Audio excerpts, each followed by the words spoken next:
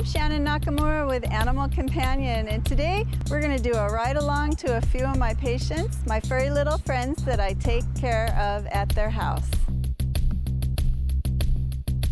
So it's 8:40 in the morning and I'm headed to my first patient, a little pug named Max. And I'm actually going to help Max relieve his bladder by catheterizing him. And his owner's been doing this for about 3 years, but she's off island, so I'm going to do it today.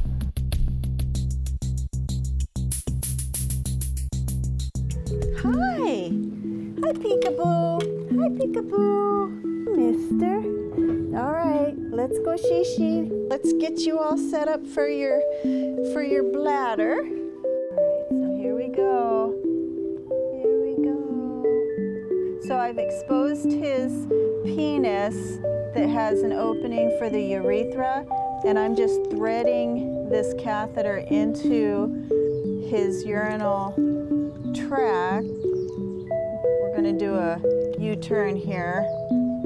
And then it'll slip into his bladder, and then we'll actually be able to suck out the urine with the syringe once I'm in place. Yeah, and then, oh, he's gonna feel so much better. If you can imagine holding your shishi all night long.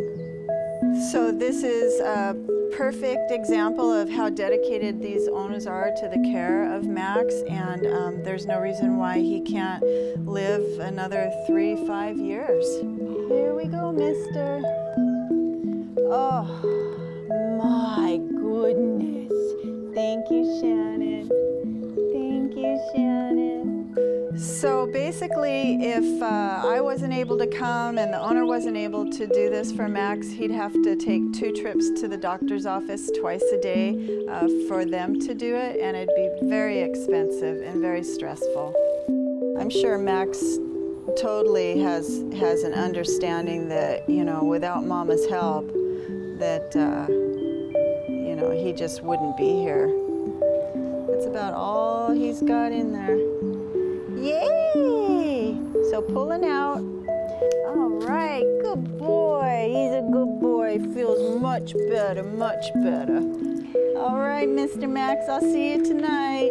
Basically, Max gets this procedure done about 720 times a year. If we continue to do this, there's no reason why he can't live another 3-5 years, you know?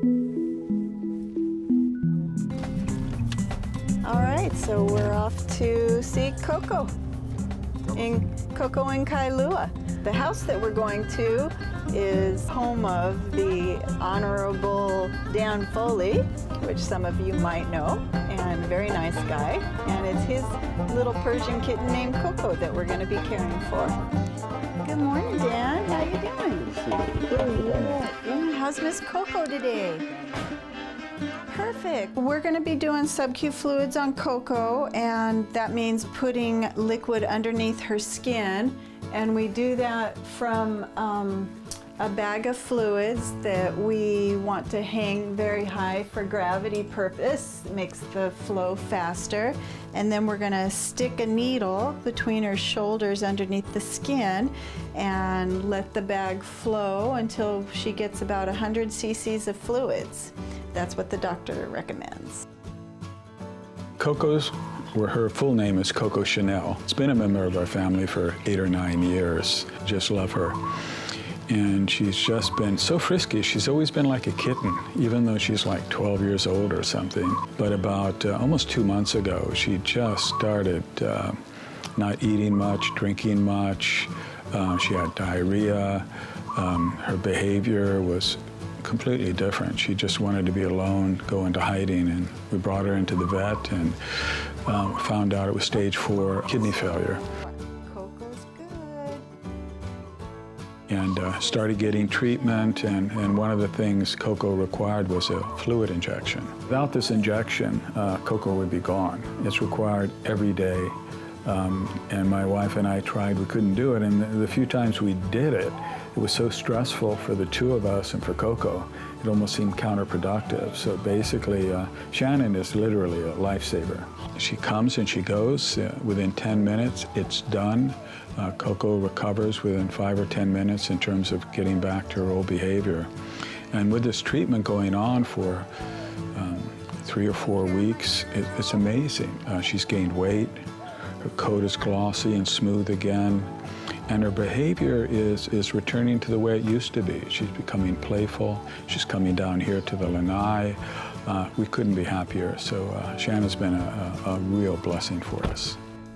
So keeping our fingers crossed that Coco's recheck on Monday turns out really good numbers and that her kidneys have gotten the treatment that they needed, and hopefully we'll be able to go to a schedule maybe like every other day or every 3 days. So now we're headed over to Aiea and we're gonna see a little doggy named Ginger.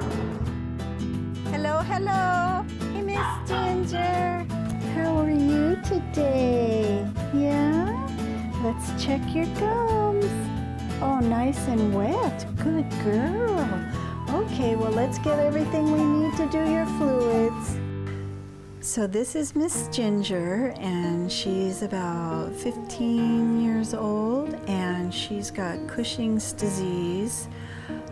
She's also in kidney failure. This is actually end of life for her. So I've been taking care of her for about 8 months now and giving her fluids every day. The owner was giving fluids every day, but because she's lost so much weight, she's only about 4 pounds, it got difficult for the owners to do. So I've been taking care of her for the last 8 months, and last doctor visit, she goes every week to the doctor for assessment, and last assessment was that we'll probably only have a few more weeks with her, so we're making her as comfortable as possible. She's a no fuss, no muss kind of girl, so the more I pet her, she'll get agitated. So usually I just try to be nice and quiet and let her rest. All right, Miss Ginger, pow. Woo, there's my girl. Shake it off. Shake it off. Oh, okay, good girl she is. All right, ladies, have a good day. All right. So that's the end of my morning routine, and all the little furry patients are taken care of. I'm gonna head home and take care of my own pets. And then later on this afternoon around 4 o'clock, I'll start it all over again, doing the reverse of what I did this morning, and finish my day with caring for people's pets.